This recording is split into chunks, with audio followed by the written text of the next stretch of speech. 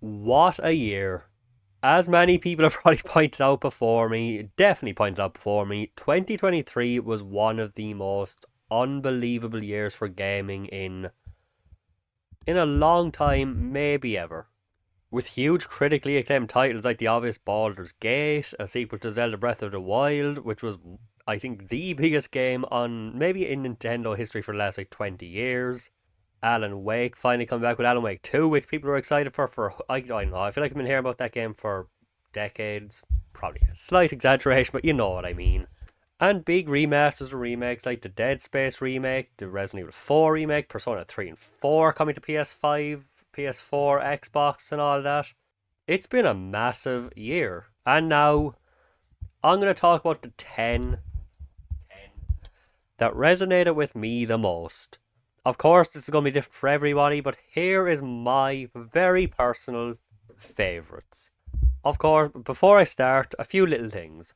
One, of course, it should be obvious. Games that came out in 2023 originally only. Which means no remasters, so Persona 3 and 4, despite anything else about them, does not count. But I will be doing a separate one, which is just for like a top 10 games of 2023 that did not come out this year, because I thought that'd be fun. I played too many games this year for the first time that I think deserve to be mentioned, even if they didn't come out this year. So look forward to that next as well. I'm also not going to include remakes unless they're significantly upgraded. So something like the Dead Space remake or Resident Evil 4, I am not going to count. And I promise that's not just a lazy way of me not having to play them. Because I haven't gotten to them yet.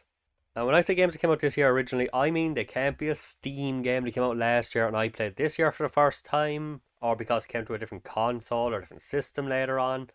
So a phenomenal games like Brock the Investigator, for example, which came out last year, I didn't even realise when I played it, unfortunately can't be included.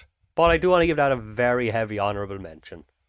As a game that would 100% be in like the top, easily on this list if it had come out this year.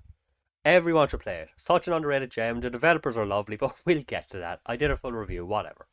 Third, obviously, I probably should be kind of obvious. I have not played every game this year. Who the fuck could? Even if you did play every game this year, you'd miss out on the majority of a lot of the game. You couldn't play every game this year fully, unless you dedicated all your time to it and weren't a lazy sack of shit. But you know, I have better things. So I'm not going to say yet, because I'll give a little maybe nod at the end to them, to the obvious ones that probably you'd expect on this list, but I haven't played, so I can't put them here, no matter how great I think they might be. 2024 is going to be a smaller, weaker, more spread out and empty year, so that'll be a great time for a lot of us to catch up on those. And four, I hope this goes without saying, I hope at this point we know this. This is the top 10 is for me. Any game that doesn't appear on this list that I did play, I'm not saying is awful, I'm not saying it isn't warranted, I'm not saying anyone else is wrong for liking them. This is 100% unashamedly biased my what I like. The reasons could be stupid, the reasons could be flawed. Doesn't matter. It's my list. So with that all crap out of the way, here is the top 10 games of the amazing, phenomenal year of 2023. Number 10.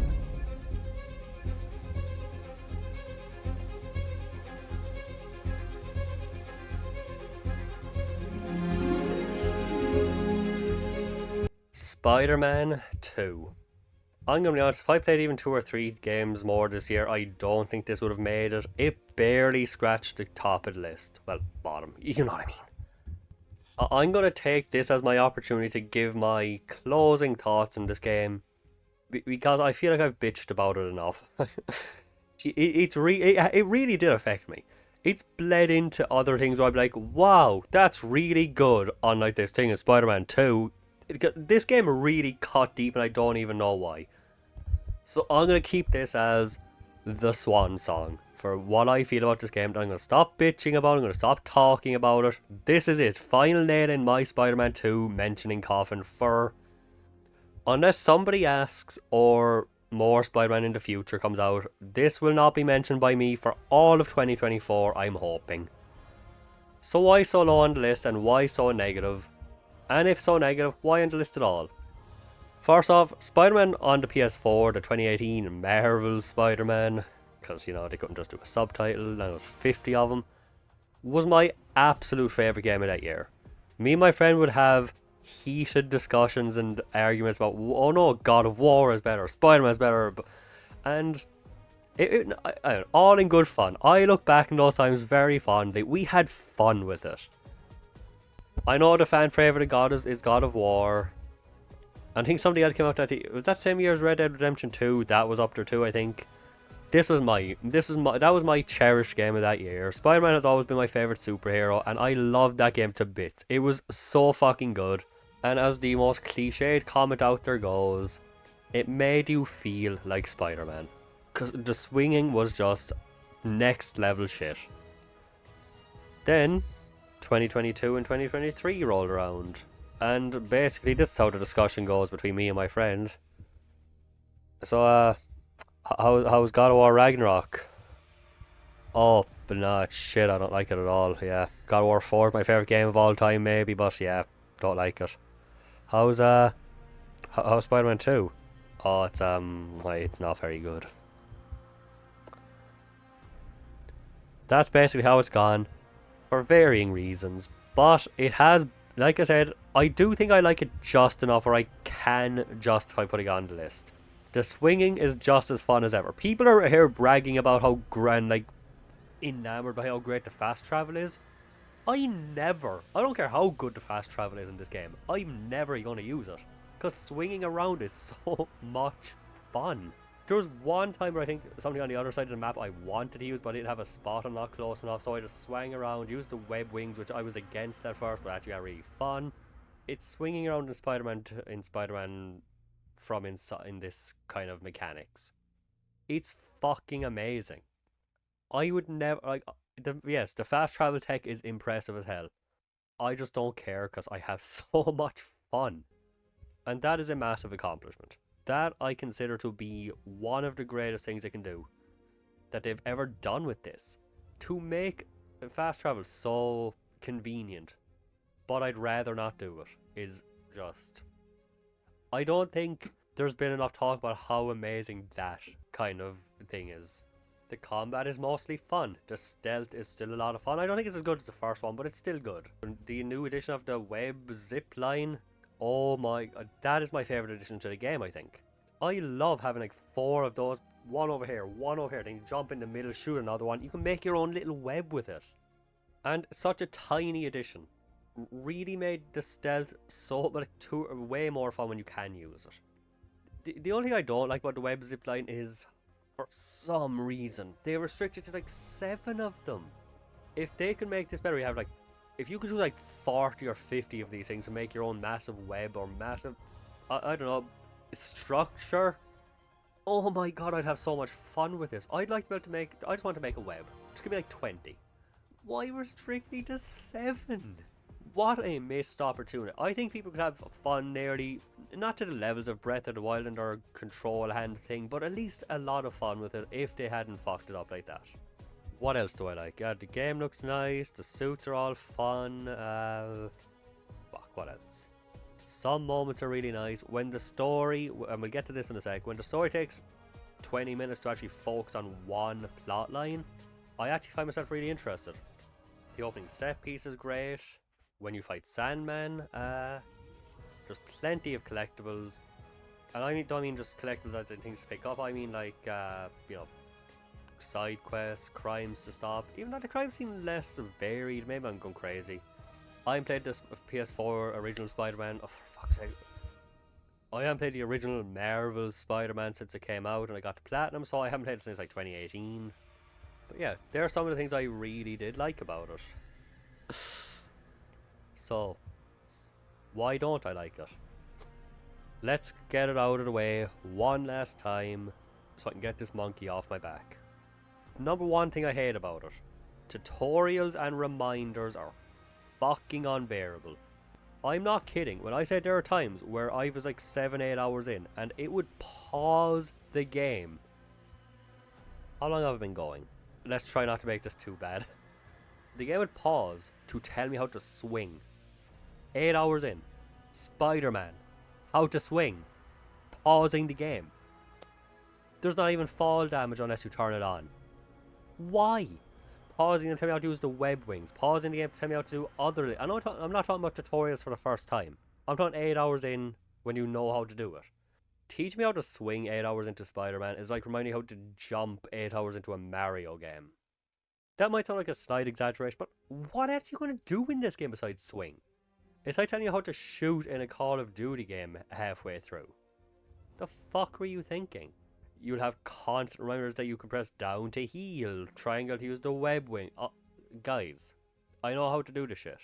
I've been playing the game for 20 hours. Stop reminding me or give me a fucking way to turn it off. Unbearable. And the tutorials, the actual force, here's how to... They do them in the worst way. For what I consider to be the only two good ways to do a tutorial. One, have it on the screen and just have it there. Somewhere on the screen to tell you how to do it, or a voice thing to tell you. Two, have it appear on the screen, pause the game, and let me close instantly if I want. Don't do this crap. It's like, press square to do this kind of kill. Then it points at the enemy. Then you cannot move till you press square. I shit you not, they taught me, they paused the game 5 times to tell me the exact same tutorial. Look at enemy, press square, zoom. 5 times. One from a perch, one from a wall, one from a vent, one from... They're all the same. Look at an enemy, press square. But they gave me 5 tutorials I had to do. And like most modern games, which I think is something I'm just going to have to get used to or adapt to, or quit.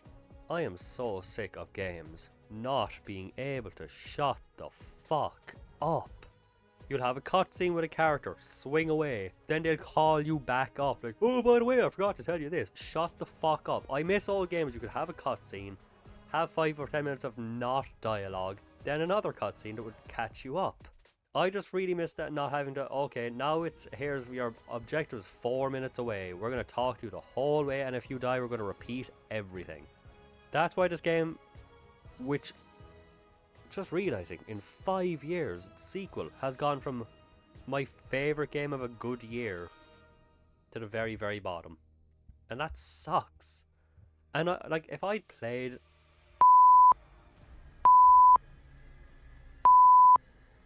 or others, this would not have been touched at this. You know what game almost beat this out? Rhythm Sprout. A game that I did a review for, I think I gave like a 6 or a 7. Which I'm looking back on, I think might have been too generous. That's what almost beat this. But this is supposed to be a list about celebrating the good things. Mostly, it is on. And like I said, once, I won't say where, but it got near the end of the game. And I realised, I'm enjoying this. What's different? They focused on one plot point instead of juggling between 15 of them. Because that is probably the biggest problem with this game's story. Like Spider-Man 3, which a lot of people complain about, it's unfocused. You have Peter, I suppose Mary Jane, Peter with his the black suit, Peter trying to find a job, Miles trying to deal with the Martin Lee trauma, bits of Miles and Haley, Miles trying to figure out a way to do his college essay, Harry being sick, Mary Jane trying to find her way in her job. That's not even all of them. There's like 15 different plots going on, and there's the lizard. There's like 15 different plots going on in one time. They're all main missions, and I think that's the biggest problem with the story. It is unfocused and feels disconnected. But the difference was, I realised, in this one bit near the end, not even near the end, like in Act 2, they were focusing on one plot for a few missions in a row. Imagine that. And that's what I was enjoying. I was loving it. My favourite mission came from that area. If they could have done more of that, cut out 3 or 4 of the subplots or integrated them properly or kept the side quests, I do think the story would have at least made it a bit better. This might have even been number 9 on the list. As for now though, Spider-Man 2, you've been a monkey on my back. I'm going to let you go for now. I'm nearly finished the story, which I would not have done if I hated the game. And you can consider this a tentative spot on the list, because it's going... If I made this list a year from now again, it would be gone. I promise you that. And despite sort of being okay-ish, I'll give it like a 4 out of 10 probably if I did a review. I'm done. This is probably, like, not only am I done talking about Spider-Man 2, I think I'm done with Insomniac. I might get Wolverine, depending how it looks, but I've been talking about this for at least 7 or 8 minutes now. I have 10 games to talk about. We cannot do this, but no other game has affected me like this. Some of these games on this list will be at 2 or 3 minutes at most, so Spider-Man 2, I lay you to rest. It's a quick side note, when I say it's been really getting me, I've been doing like Let's Plays like, wow, I can walk up the stairs without it forcing me backwards. Unlike Spider-Man 2, that's how much this game has gone to me. But yeah, moving on. Fucking move on. He's here. Walk down the whole building! I know I can snap him out of this! We can fight this together!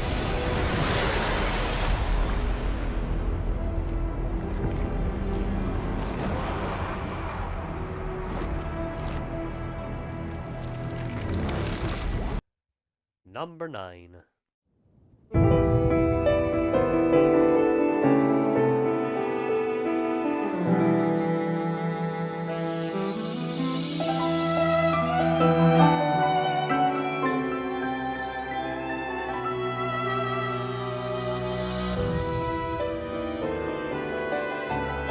Lies of P. The gritty, Souls-like Pinocchio. How can you even say those 3 words and not think, yep, I'm in, give it to me? The second I heard about this, my instant thoughts were, wow, that sounds fucking stupid. Gimme.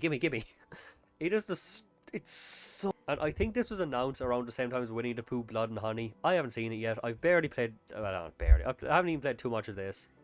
It could have been shit, but just the fact that 2 things like this came out in such a short time, it makes me so hopeful for the future. We need more. We need more. God. We need more stupid.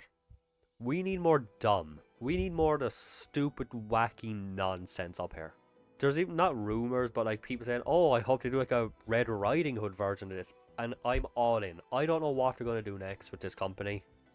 But boy, do I hope they do something. Not even, like, not too similar. Do something, whatever they want to do. But, because I don't want them to take, like, oh, this worked out, let's repeat, let's just rehash it with a different character and the same kind of stuff. But boy, am I excited for what they do next. And I really hope this inspires some more stuff like this. Make more city games that make more, like, IPs and, you know, characters that you would not think fit with a genre, and do it. I hope this inspires some stupid creativity in the best possible way. What is Lies of P? Well, it's like I said, it's a dark, gritty Souls-like Pinocchio game. Taking the Dark Souls kind of formula of being a tough game with cool boss battles where you die against one, try again until you do it, upgrade by collecting, well, so what's it called in this game? Is it Ergo? It's kind of like the zombie thing where every zombie in media has a different name. They're souls, they're zombies. But I'll be respectful and call him Ergo because I actually barely remember. I've been playing through this game with a friend on share play on the PS5. We'll just take turns every once in a while, every hour or so. But generally, if we find a boss that one of us wants to beat, we'll just let the other do it. If not, we'll just have a few goes until one of us gets sick of it and then pass back and forth. That's what we've been doing. We've only beaten a few bosses so far because, you know, work, hard to find times to both of us to be free. But it is a beautiful, fun, addicting in its own way. And I think most people kind of agree it is one of the best Souls-like games. A lot of games have tried to take the formula and do it on their own.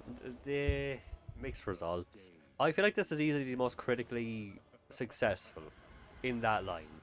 And I'm glad we live in a time where we can kind of have, not even copies, but taking something somebody has done and putting their own spin on it. We're seeing more monster, capture, Pokemon style clones. We're seeing a lot of stuff like that too. I'd love to see more. Because there's no reason that such fun, unique ideas have to be relegated to one place to one company who did it, so we can get one every 5 years. Like I said, some games on this I'm not going to have as much to talk about. I'm not a big Souls expert. I don't know how to talk about much about it, but yeah, I'm in. We're going to keep going on with it until we either get sick of it or finish it. But the bosses are easily the highlight, and I'm looking forward to seeing more of them. And as I said already, I cannot wait to see what this kind of stuff spawns in the future from this company. And from people who are inspired to be to be less constricted by the obvious successful things that will definitely work. You can lean on me if you want.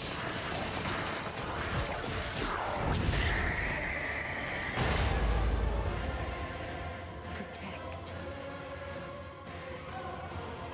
Fulfill.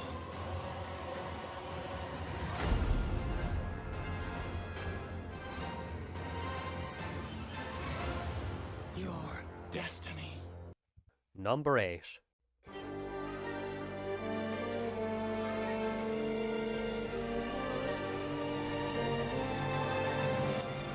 Drop of rain. Who knew it would lead the world to pain? Lift away. Reverse 1999. I think this is the first year ever, even before I did this officially, where a mobile game would be in my top 10. I thought a certain other mobile game might come here, but I have not played it yet for reasons I will get into at the end. Reverse 1999 is probably not, it came out in October, so probably not the latest gacha game. There's probably like 40 of them since then, but this is one that really, ever since I saw a music video for one of the songs for the game, and it was just one of the, I don't know, one of the most beautiful songs I've honestly ever heard, especially for just a trailer. I was hooked. And it's basically just kind of a mix between visual novel and kind of like a tactical card game. You know, you have your characters here, the enemies here, you pick a card, and then you'll attack. And the cards kind of fuse too, like, one sec. You know, you have your 4 here, you'll pick this card, and oh, these two are now, you know, these two are now connected, so they'll fuse together. You have 2 cards left, and you'll pick up 2 more. You have a certain amount of AP, you have your ultimate attacks, and then you'll use your summons, draw more characters, get better, repeat. I feel like the only reason it's this low on the list, maybe the reason it's on the list at all, and which may or may not be unfair, I've only played a little bit of it. This game could drop off this completely when I play a few more hours, it could rise a lot, but so far I'm hooked. It's fully voice acted, the characters are a lot of fun, it can actually be even funny at times. I'm fascinated by the mystery. Basically the story is, like, once you hit as far as I can discern so far, you've hit the year 1999 and time has just reversed, as the name implies. It happens by way of a storm, which basically just seems to just destroy the place that it hits, causing rain to reverse and everything just goes boom. And your main character, Verton, she's kind of working on her own. She's working with as a timekeeper. You're with another organization, but she also has her own goals and things too, where she works alone, where she kind of goes behind her back to do things, where she does out on her own as well, in secret. Other than that, in a lot of ways, it's your basic RPG gacha mechanics. You'll get stronger, you'll fight more enemies, you'll move on, and it's constantly updating with more banners, more events, more characters. Like I said, I haven't gotten too much into it yet, so I'm not sure how predatory it is, but hopefully it won't be too bad in that way. I put this off for months because my phone is a cluttered fucking mess and I don't have space, and I wasn't sure if I wanted to do it. Like a lot of people, I'm very kind of you know, uncertain when it comes to mobile stuff, especially gacha games, because I think to call them hit or miss would be generous. But as for now, I'm hooked. I'm excited for the mystery. I can't wait to see where it goes. I hope it doesn't just drop off. I hope it's not one of those games with a great first act and then, yeah, do this, do that, do this crap that doesn't matter, that crap that doesn't matter. Also, you know, every game tends to have like that one little mascot character recently, where everyone else is just a normal human looking character, then you'll have a fairy or a cat or something. In this game it's an apple. That's fantastic. I laughed so hard just seeing the apple. I don't even know why. It made me laugh. I like it. Yeah, I usually do a series at the start of every month where I talk about the games I played in the previous month. I'll probably talk about this either next one or the one after that, so we'll see if it dropped off hard by then. And see if it deserved this list or placement on this list at all.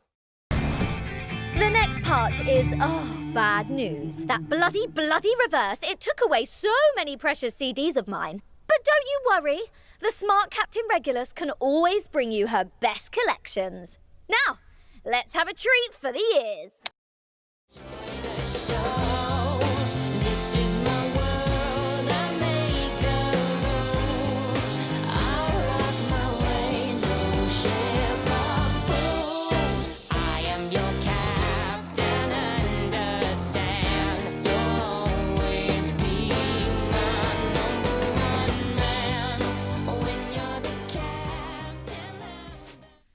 Number 7.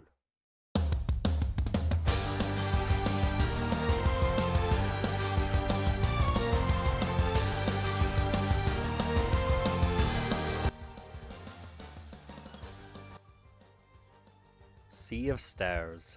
A lot like 1999 Reverse, this is a game that I'm kind of placing lower because I haven't played a ton of it yet. What I have played, I've absolutely adored. As a big fan, lover, and just somebody who's always kind of fascinated by old school JRPGs, even ones I haven't played and I plan to. This game is very heavily inspired by Chrono Trigger and apparently Super Mario RPG on the Super Nintendo, which I haven't played so I can't comment on, but it definitely does give me the vibes of Mario and Luigi, which I think are similar. You play as Zane and... fuck, what was her name? As Zane and Valere, who are Solstice Warriors, I think that's it, I can't remember the name. And you're basically sent out to kill bad creatures. Do you even need a name? In a lot of ways, very generic opening, but very kind of typical. And it's another game I put off for months because, or at least since it came out on PlayStation Plus, so I wasn't sure how much I wanted to throw myself into a new JRPG right now, especially when I was playing myself. But holy shit did this game suck me in hard. First off, as you can see, I don't even need to say anything, you can see from the background, it is stunningly beautiful. Like, I genuinely think this is one of the most gorgeous games I've ever played. I mean, look at it. It's just the nostalgic, beautiful, old school sprite art. Even just something as silly as the angles of things. Just, I don't know. It was this room right here where I saw the angle of the table where I was like, wow, this game is beautiful. Weird thing, I know, but still. Like I said, the battle's kind of inspired by, in a similar vein to the Mario and Luigi games, you'll have, you'll attack, you'll press A at just right, or X at just the right time to do a slight bit more damage. You'll press X, or you'll press the button when you're being attacked to block to do a bit less damage. You'll have varied magic, sometimes you'll hold down the button to charge it up and release at the right time. Sometimes you press X to block, like the shells in the Mario and Luigi games. If you've played them, you get the idea of the battle system at least. You get more characters, you get more attacks, you can cook. Again, a lot of it's typical JRPG stuff. But where it shines, it's just in the presentation, it's in the love. You can tell how much passion went into this. You can tell how much respect for the old school style of this was into it.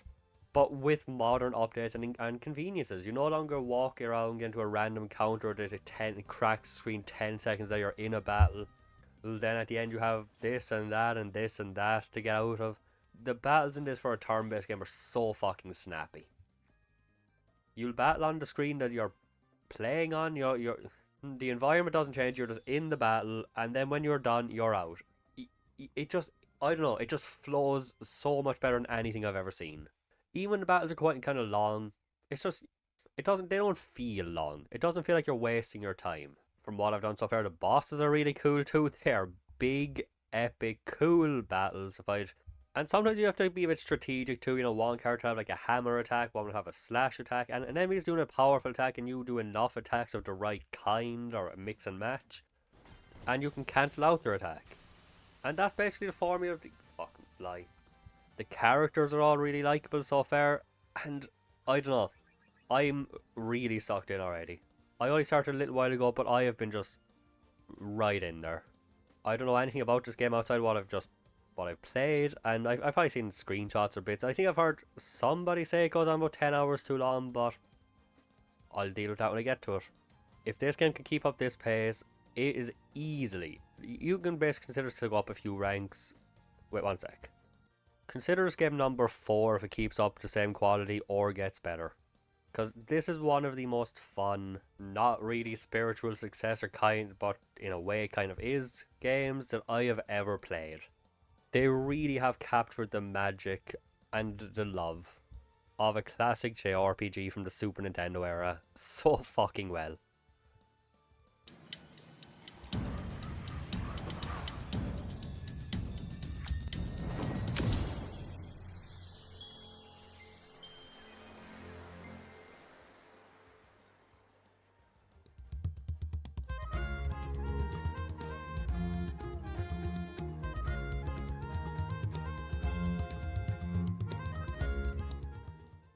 Number 6.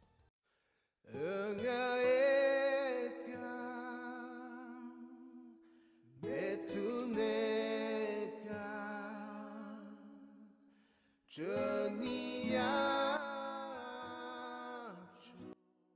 Chia. Boy, that's going to be the last time I get to do that for a while. It was never funny once, but I always appreciate it. Chia. I think I saw a trailer for this at one of the events where they show off games years ago. I think it was like 2018 maybe. I might be full of shit with that. I thought it looked cute, didn't know much more to think. Had potential, knew I'd check it out at some point. I'm gonna act like this blew me out of the water. It's a cute indie game, but I really love my time with it. It's another one I did a full review for. Out of all this list, actually, everything I've played, I'm going to talk about here, I have done a review for after this, except for one which I streamed, so if you ever want more information, all there. Chi is a game based off a real island. I can't remember the name of it off the top of my head. I'll put it on the stream when I'm doing this. It's made by somebody who, I think somebody from there who wanted to kind of show his love for his home island, for his home small, but like not very inhabited area, and he seemed happy with it. I think they won one award at the Game Awards, and so nice to see something cute out of that. You play as Chia. Her dad gets kidnapped by a guy with scarves. Yeah, that was weird. And she goes on a big epic quest to get him back. Pretty typical standard plot for reasons to go off and do something. You can do cute little things you do on the way for side quests and extra additional stuff like rock stacking, slingshots, play some instruments. But the big thing, the big fun change of this game, soul swapping. You can transfer your consciousness into a lot of different animals and objects in this game, and that's where a lot of the fun comes in. For example, you turn yourself into a bird to have a race or to do stuff, or you fly around, or, you know, shoot shit out of your ass. How many games are out there we get to do with this kind of poop? This is the only one I know of, and it's fucking glorious. You turn into explosive barrels to shoot at enemies to kill them, which is the only kind of combat in this game, which is, we'll get to why that's a bit of an issue late in a while. You also go around on your raft, meet some fun characters on the way. It really gives me Zelda Wind Waker vibes, which is probably obvious, just the art style, go rafting around, the island aesthetic and environments. It's a bit of an obvious pick, but Zelda Wind Waker is my absolute favourite Zelda game, so it kind of makes sense that I would enjoy the feel of this game. The musical scenes you get this, where you play instruments with a character and you sing together, are surprisingly powerful.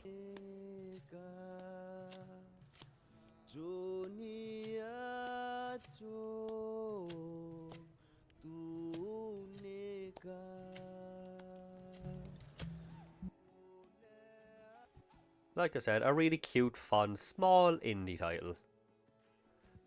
The biggest problems I think with this was, one, they had really bad glitch problems, not even glitch problems, like crashing problems with cutscenes where I couldn't move on with skipping them, which I hate to do. Even in the final cutscene of the game, I couldn't play.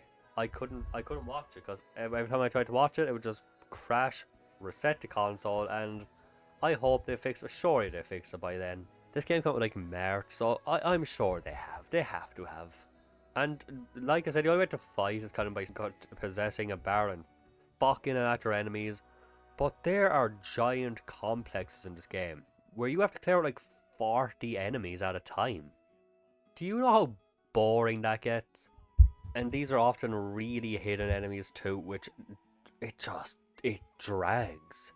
Oh my god, does it fucking drag. But other than that, there's really not much problems with this game. It's a small game, it's a small cute game. And as far as I can tell, they have been updating, they have been doing things, so yeah, I definitely recommend trying this out. It's cheap. It's not a full price game either, so definitely try it out if you can get your hands on it. I highly recommend if you like the look of it at all. I really loved it. And even in such an unbelievable year, number 6. For a cute little indie game that I think was their first game. Not bad.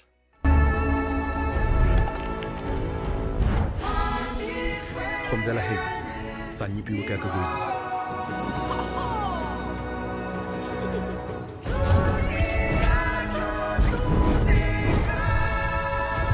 Et puis Raconi?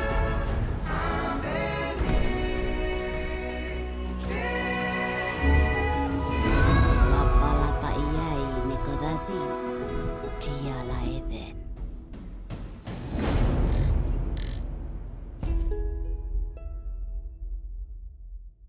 number 5.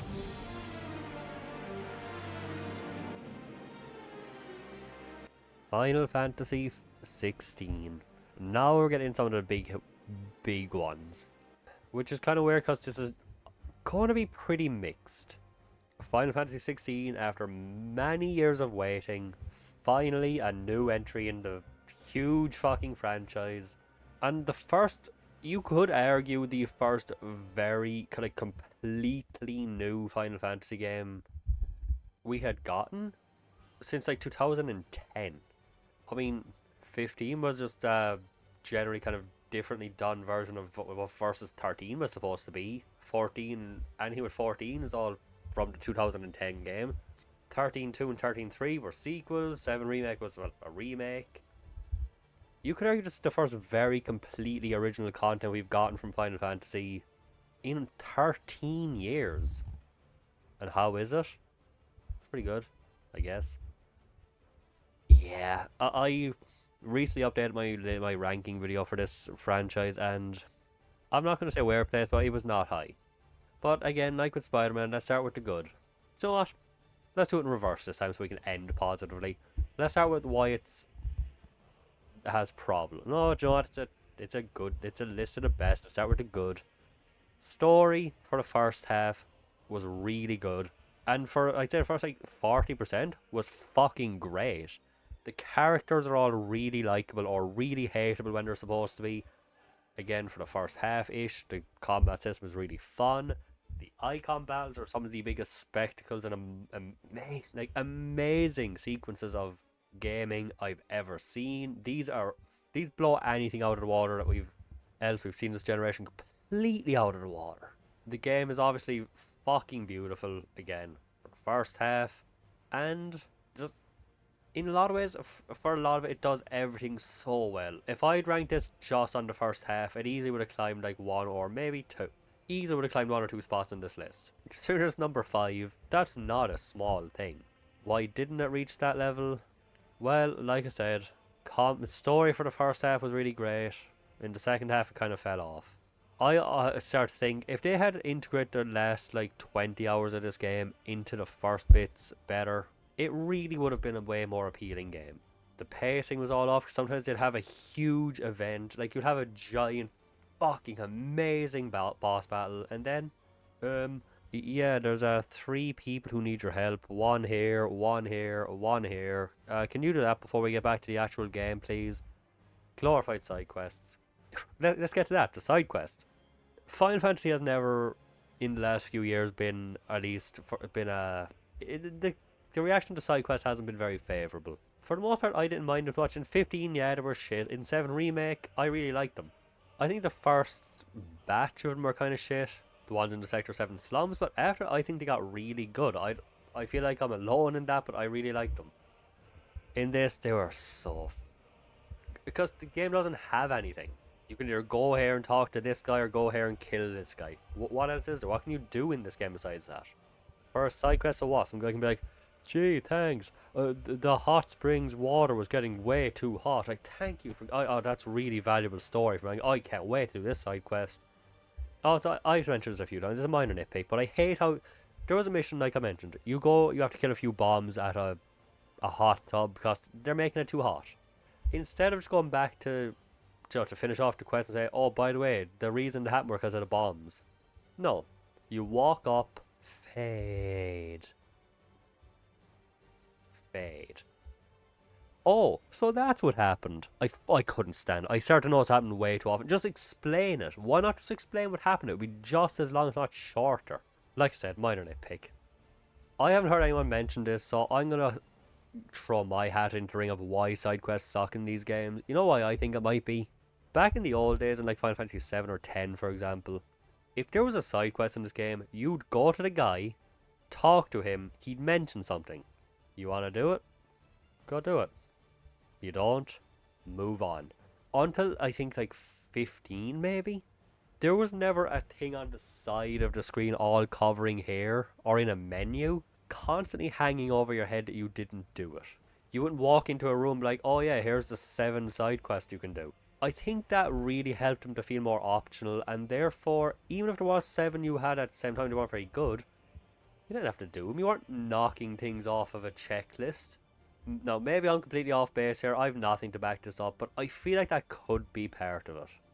They felt more optional, and a lot of time they'd give better rewards too. Which I guess if we get into the rewards, rewards and upgrading this game, I completely stopped halfway through. I got new swords every once in a while because, you know, I wanted to see it because they have a different, actually, they look different surprisingly. Armor, didn't give a fuck to upgrade because the game was just too easy. As many people have pointed out, I haven't played it on Final Fantasy mode or whatever, if there's a higher one yet, but I'm only commenting on my first experience of the game on normal, or at least on action focused normal. The only times I ever really died in this game were in really long boss fights, or because the game got to be so easy, I'd just be there doing something on my phone like... Oh, heal. Oh, cool. We're done. And then I'd be dead. That's the, or if, like I said, it went on way too long, which another a big problem. If you die in a boss fight and the enemy goes down to like 30% HP, you restart the boss fight, not only with full potions, the enemy will have like that much HP left still, which makes it horribly easy. And I know, I just hate the idea of not being able to try a boss fight again. The only way you can do that is if you reload an old manual save, which if there's multiple boss fights in a row, or it's a long fight, or if there's a cutscene before you have to walk up a stairs or anything, not ideal. I just can't believe they didn't just give you the chance to fight the fucking thing again. But my biggest problem with this game, which I hate that nobody else seems to be as bothered by for the most part, it genuinely upsets me. I think this game has the worst implementation of quick time events in gaming history. Ever. As I've mentioned a few times, this is like Spider-Man 2, I'm going to get it off my back now and hopefully never have to talk about it again. Thing comes up on the screen, grinds the game to a burning halt. You press the button, continue. It's the same button every time, it's either square or R1. It just, I think that's the biggest flaw with the game, for me, in the quick time event aspect. The fact that it pauses, I think that's what pisses me off the most. In games that do it good, like God of War, Asura's Wrath, Heavy Rain, it's on the screen, you press it, it goes away, the game doesn't stop moving. This is like if somebody paused the game and handed the controller back to you. I don't get how people think these are good. Even the ones where you tap the square button as fast as you can, or not even as fast as you can, just a bunch of times to simulate clashing swords or something, which I think can be the best way to really feel the impact of like two clashing things. Like two blasts come at each other, it's like tapping square while this, and you're pushing back and forth. That can be cool. Here it just has this ugly orange popping thing on the screen, and it's hideous. And again,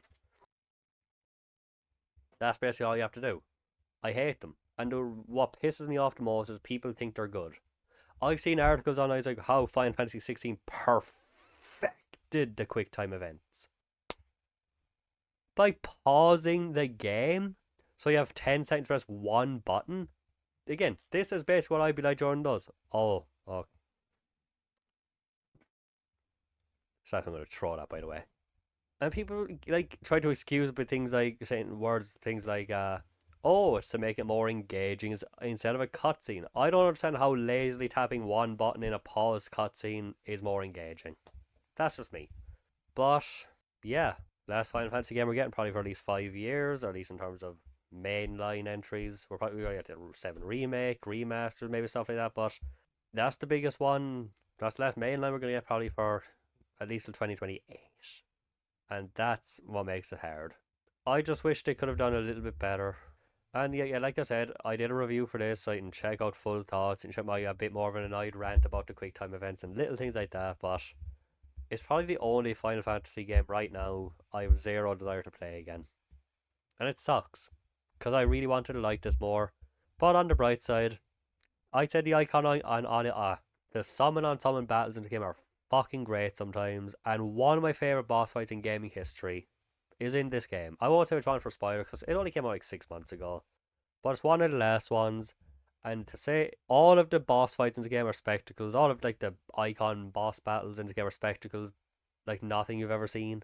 The one I'm talking about makes even them look like small time nothing. It's that good, and anything else I didn't like in this game I'm glad I got that. And also the music could be great. As I mentioned in the review, even when things went bad, there's like a place called Martha's Rest where the music, the visuals, the whole environment, it makes me just not even care sometimes. It's like, wow, I'm just gonna stand here, listen to music, and pan the camera. I was there for like 2 hours. You can probably get through it like half an hour. I was there for like two, just enjoying the side quests, enjoying the music, and panning the camera, taking pictures. I fucking adored it. Fresh cuts, fresh cuts. Get your fresh cuts here.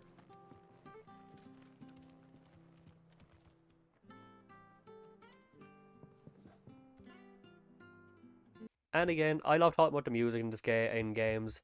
There's a theme in Drake's Fang, I think it is, the volcano area. One of the most beautiful pieces of music I heard this year. Possibly one of my top 10 Final Fantasy tracks ever. I'm gonna put it here, obviously, but holy fuck. I leave it to play it out. Hope you enjoyed half as much as I did, because oh my god, it is genuinely one of the greatest pieces of music I've heard in this. Already renowned for its music franchise. So, that's it. Let's move on.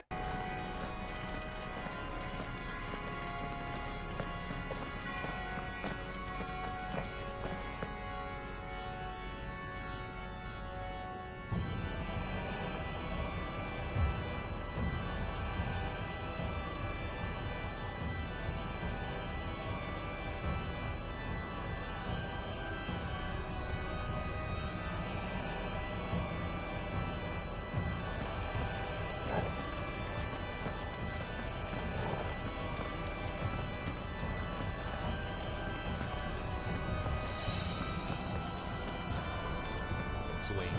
Number 4.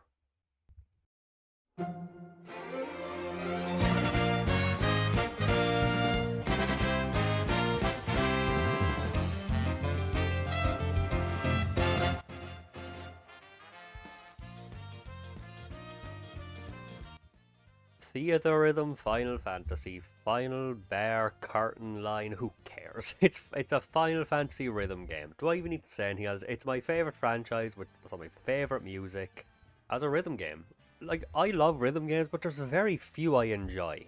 Like, usually they either have awkward controls I don't like, are from a property or with sounds I don't give a fuck about, but oh my god.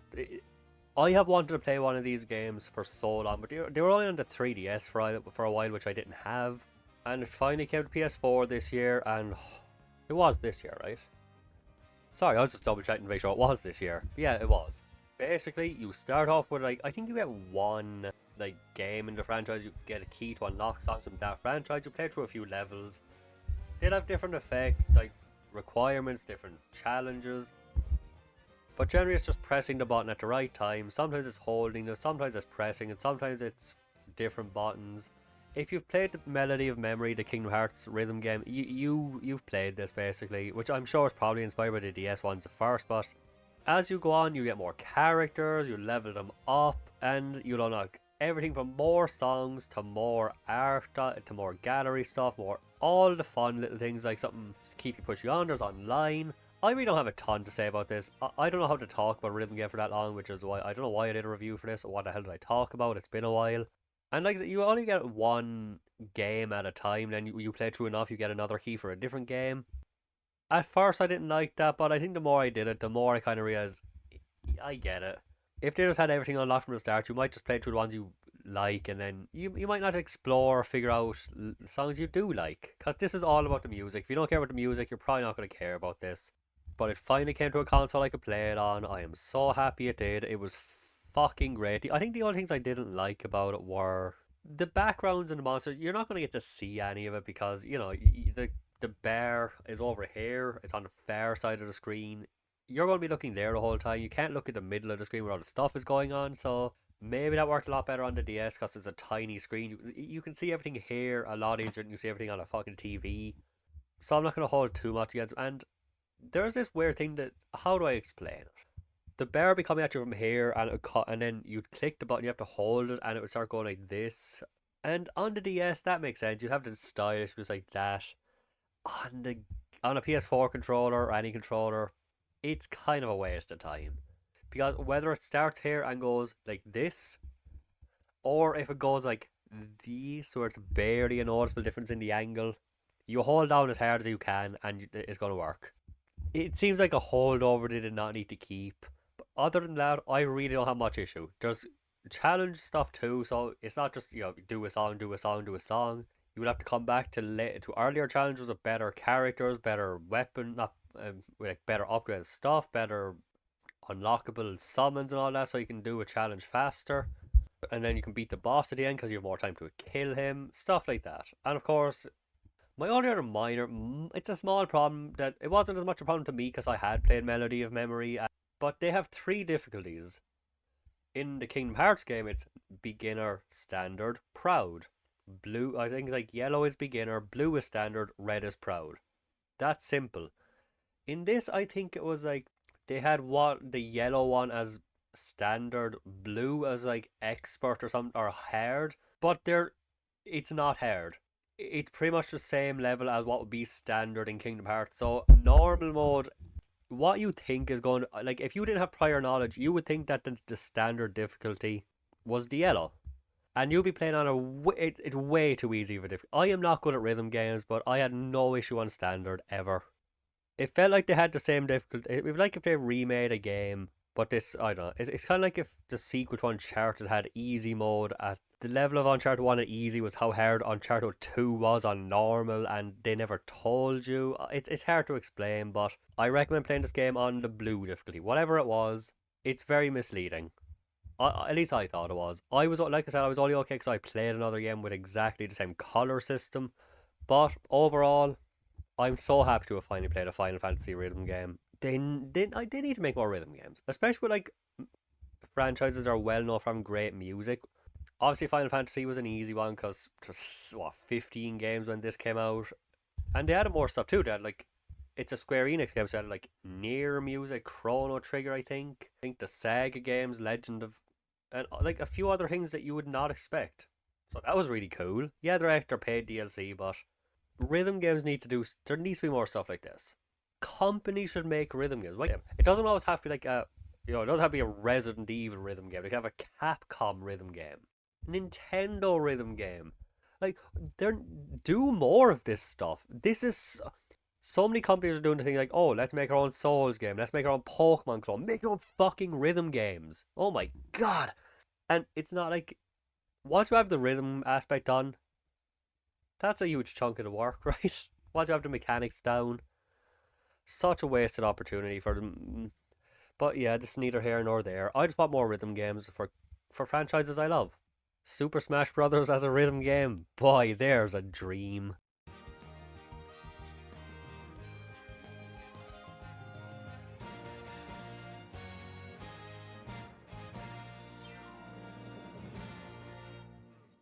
Number 3.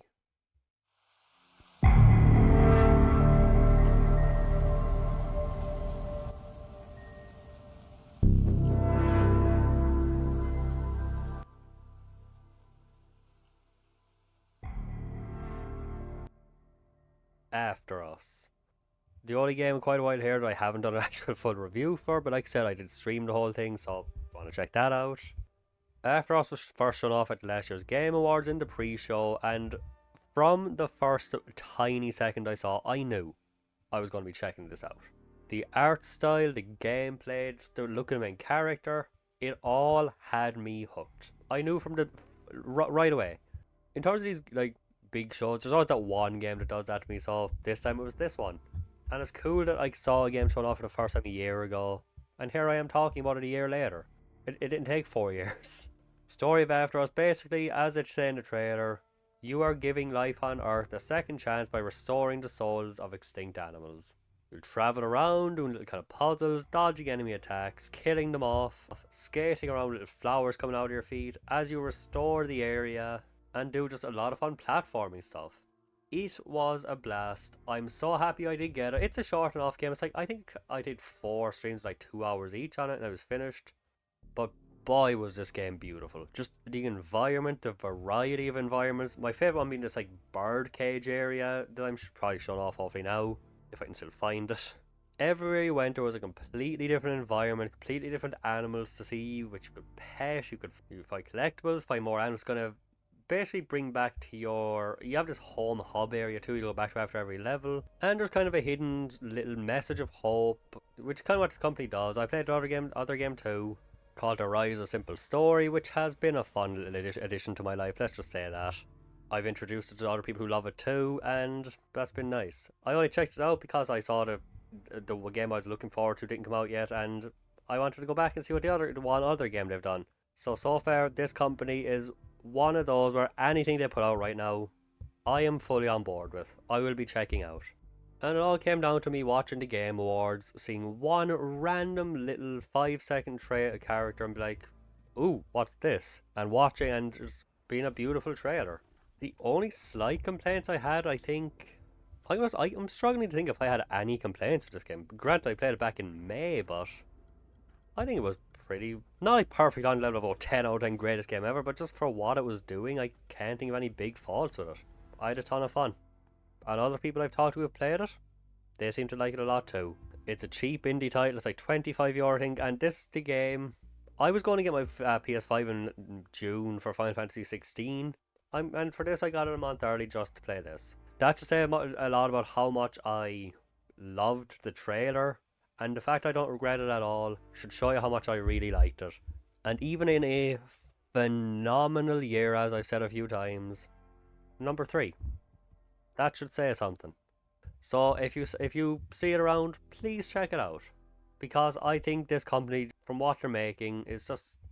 I love what they do, and I think they deserve way more love. So hopefully, if I can inspire even one person to play this game from this, I would consider it a smashing success. If there's any game out of this entire list, this is one I think everyone should try out. Or at least show some love to. Because it's probably the smallest game on the list in terms of the group making it. Chia might be too, that might be even smaller, but still. I hope more people try this game out, and just give this company a chance. Because I think, like I said, they really deserve it, I think. Admittedly, it's hard to say much about it because it is pretty much the same thing from start to finish. You're just platforming and collecting the souls of animals to bring back to your hub world, and then going to the big... There's like 8 different animals, are kind of the big ones that you have to get to the end of the level to do. But the fact that it was pretty much the same thing from start to finish, and I never got bored, yeah, I think that says a lot. I loved every bit of it. And some parts of it were so unbelievably beautiful, I just had to stop and just stare for a while. I didn't even know what to say, and I don't think anything needed to be said. So hopefully more people can experience that too.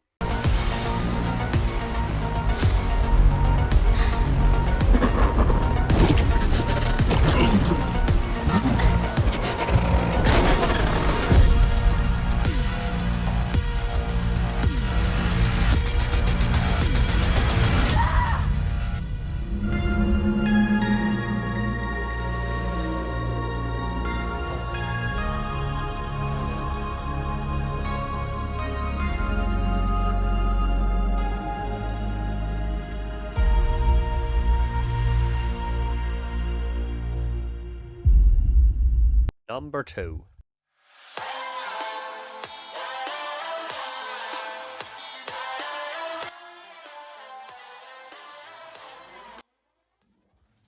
Atomic Heart. I think at this point it's obvious that certain games won't be on this list, but we'll get that in a minute. I think Atomic Heart might be one of my biggest surprises of this year. Like, with After Us, I knew I'd be getting it, and that was a big shot, but that was last year. That was a trailer from last year. I knew from beforehand I thought that it looked interesting to me. Atomic Heart, I didn't know what to expect. I don't even remember if the trailers looked that good though. I thought, yeah, I'll just get it because it looks like it could be cool.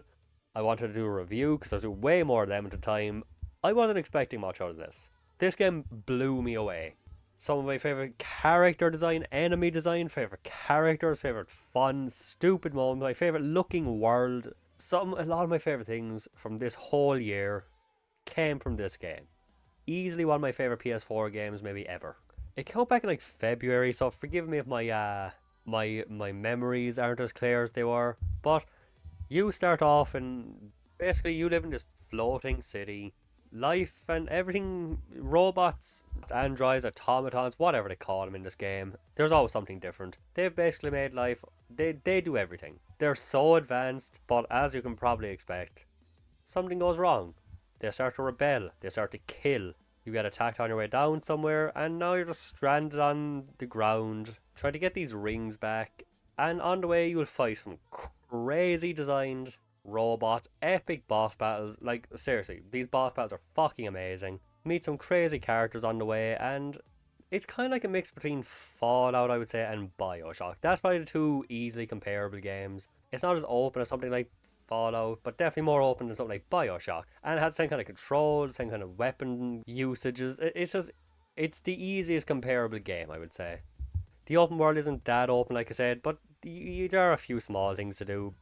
Definitely the best part of this game is the characters. Like I said, the main character can be a bit of an asshole sometimes, and it can be hard to deal with. He's unbelievably standoffish. But I don't know, he grew on me. He has this AI companion, he's a glove called Charles, which I won't spoil anything, but again, I did a review in this game and I mentioned it there too. There are two games this year which have the same twist involving a glove, which is mind-blowing to me. Both on PS5. Well, both at least accessible on PS5 where I played it. No, I played on PS4 and PS5. Two characters in this game really stood out. One being Nora, a weird to say hypersexual doesn't even cut it. Like, it's some next level stuff. Oh, how can I resist? Now let me show you what I can do. Professionally, I mean. I've seen it. Literally. Crispy critters. I am here to help you upgrade your red-hot pocket rockets. And believe me, handsome, you can upgrade whatever tickles your fancy. Love, handsome, you don't need him anymore now that you've got me. I'll service you however you want. Got a sword? A massive sword? And it was hilarious. It was fucking amazing. And Granny Xena, which might be my favourite character of the year. Who is she? She's a badass old woman who loves to shoot anything in sight and swears like a fucking sailor. The second she came on screen, every time she appeared, I was so happy. Take that! Eat shit and die!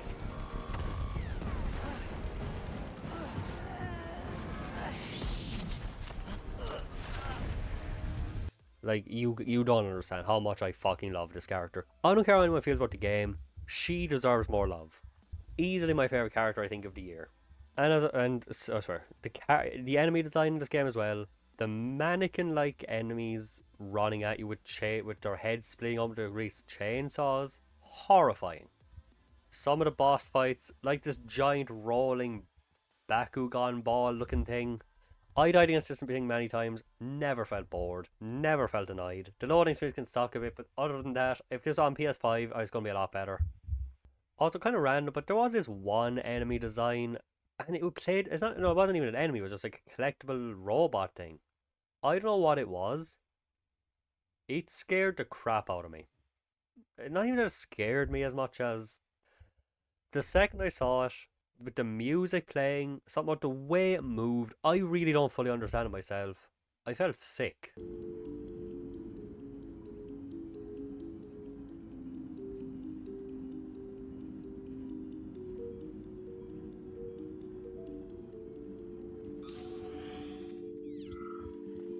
I'm not exaggerating here.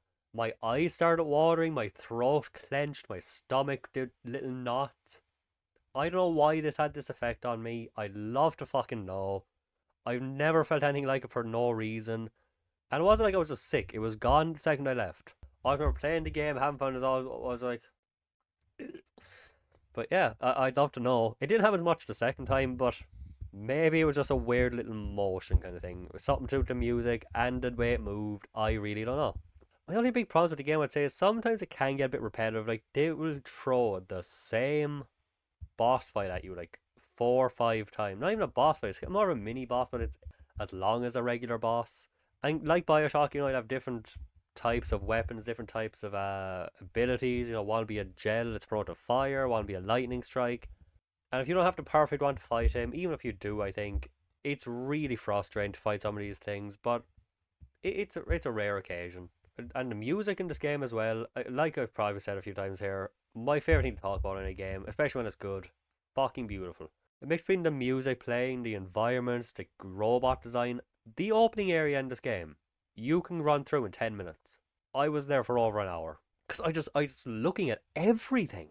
I'd say as well a big negative, the ending is pretty unsatisfying. Hopefully there's a sequel or at least a DLC does better because you get a choice of two things at the end and oh my god.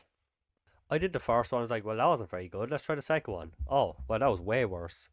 The final boss fight is really cool, which you have to do again to get the second ending, but that's neither here nor there. It just it was a bit of a letdown of an ending, no matter which one you picked.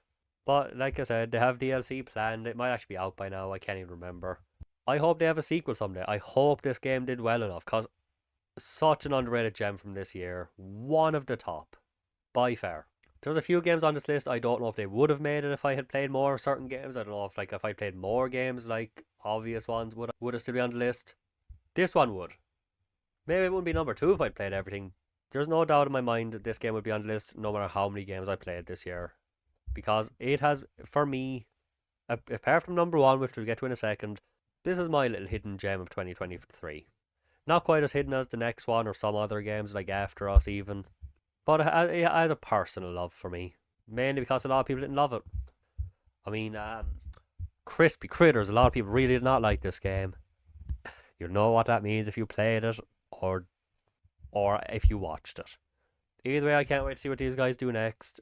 And if it's even half as interesting as this, in any way, I cannot fucking wait.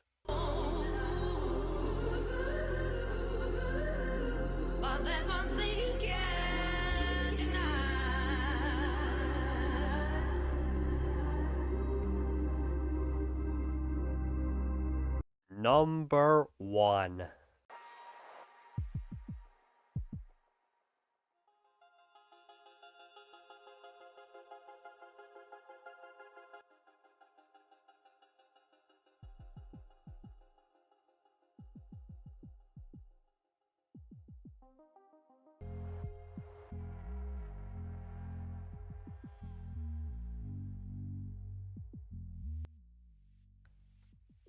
And my number 1 game of 2023 is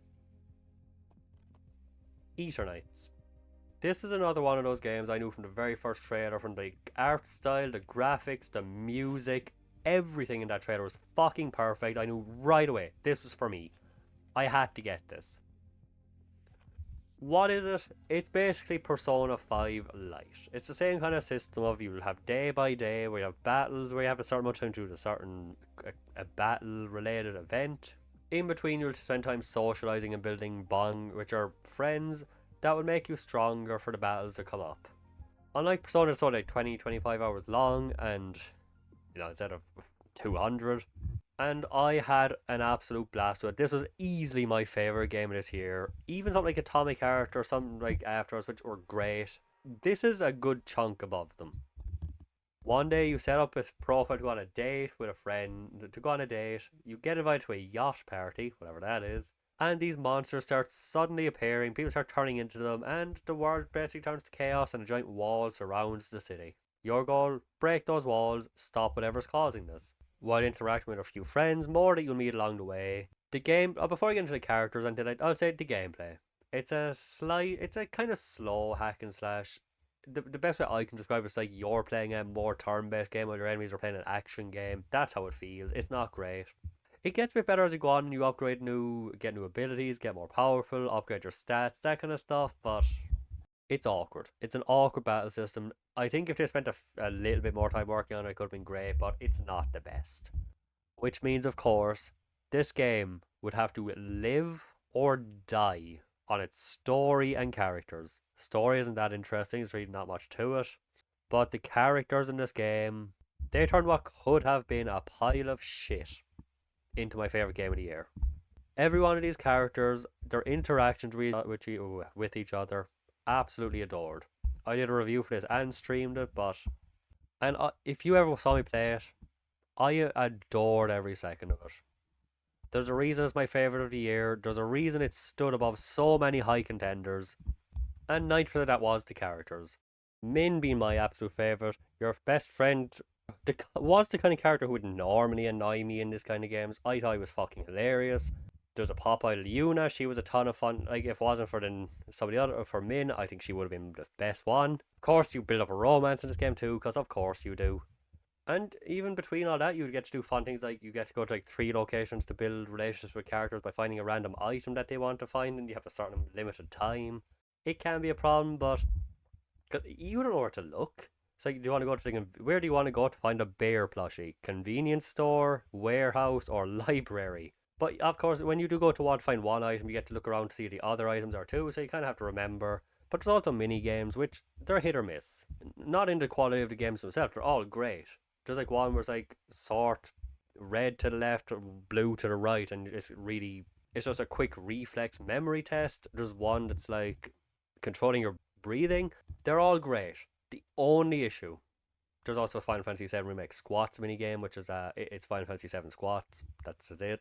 But they are all fun. The only issue, they never get harder. So if you can do them once, that kills all the drive to ever do them again. Like with Persona 5, I spent more time than anyone reasonably should on baseball. You press X. It's not a fun baseball. It's a fun baseball game, but it's not in depth. It's not complex. But I always wanted to see if I could do better and get better scores, even just anything. Just see how much I could do better. That's what this game needed. Even just like 3 levels of every mini game, I think would have made me do them a lot more. But after I did them all once successfully, I never wanted to touch them again. Because I knew I could do them. Why would I do them again? Just have them exactly the same. I think they need to be harder by default or just have multiple levels. Even if they let you pick the level anytime in case you didn't want to do level 2 every time. And as I said briefly, it was really funny too. I laughed a lot during this game. It's stupid. It's stupid, immature humour. Do not come into this game expecting sophisticated, highbrow humour ever. If you do, you're going to be very disappointed, but I had fun. It was so fucking stupid, in the best way. Brown. Guys, remember the picture I took? I think it What's going on? Wow, is he out of the loop? I got it digitally, and I think it was like an announcement for a pre-order of a physical copy. That's why I have this. That's why I didn't open it. I have it downloaded. Why would I? I hope there's nothing important in here or anything cool I should take out, actually. Oh, and while the game typically looks okay, it looks fine, but the environment is not exactly interesting. It's very faded, if that makes sense. It just feels very kind of whited out, if you know what I mean. You can see it, you probably know what I mean. But every once in a while, they have these, like Persona or like the Tales games, they'll have a fully animated cutscene, and these are always beautiful. They're always amazing. I love every one of them.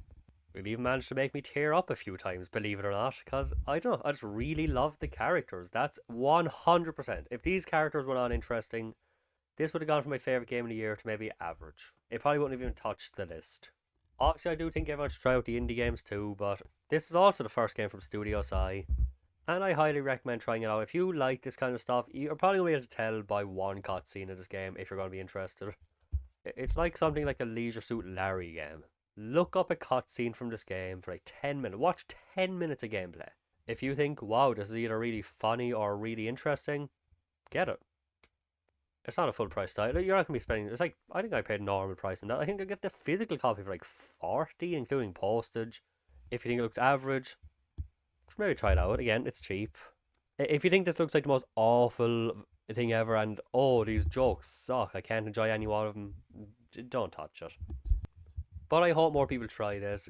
I've seen a few Game of the Year lists already. Some top 10, some top 20. This, After Us, and Chia, and Atomic Heart, none of them were mentioned.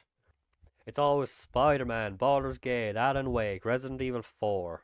So, at least this is an opportunity to find a few smaller titles that you might have missed, that aren't as talked about. Eternights really just sucked me in, never let me go, and really hit a good place in my heart, because I very rarely buy a game physically if I already have it digitally. The only other time I ever did that was during the lockdowns, because it might have been late with Final Fantasy VII Remake. And if you know anything about me, that's a special game to me and a special franchise. So the fact I bought this twice should tell you something how much I absolutely just fell in love with this and never looked back. Kept that train going.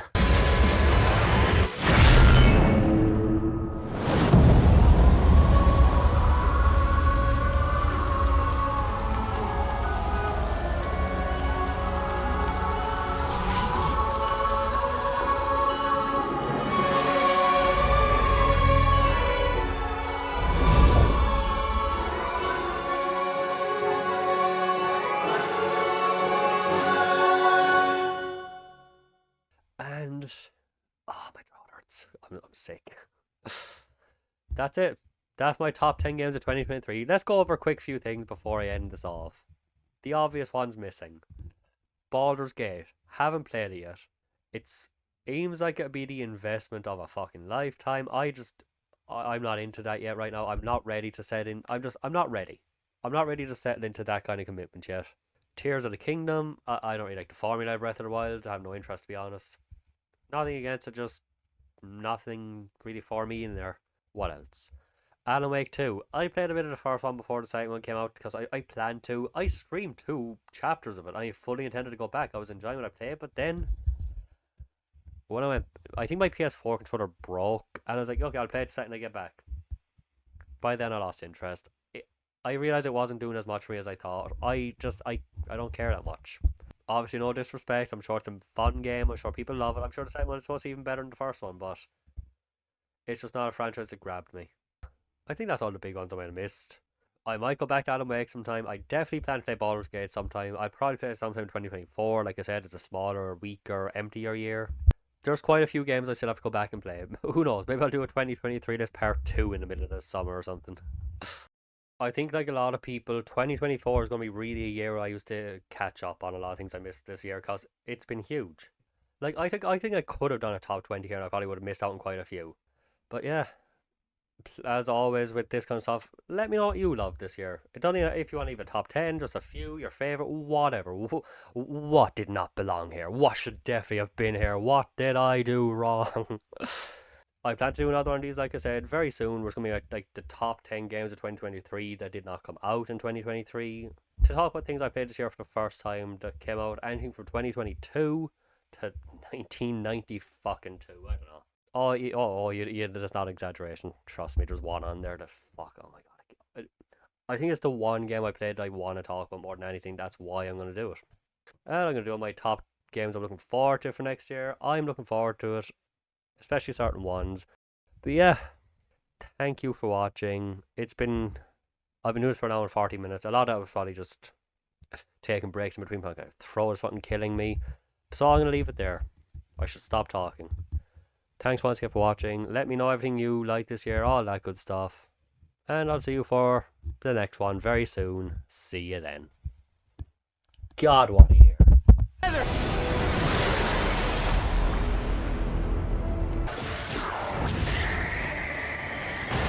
Now wake up to welcome the most venerated Captain Regulus!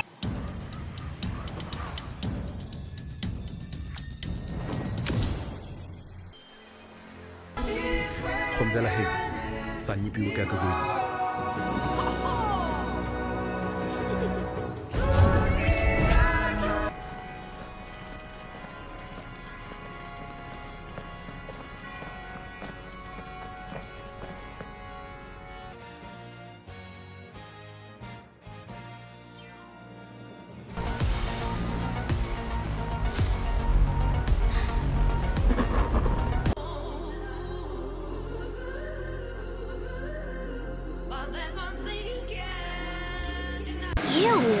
I'm going to miss them. I look forward to seeing what you can do.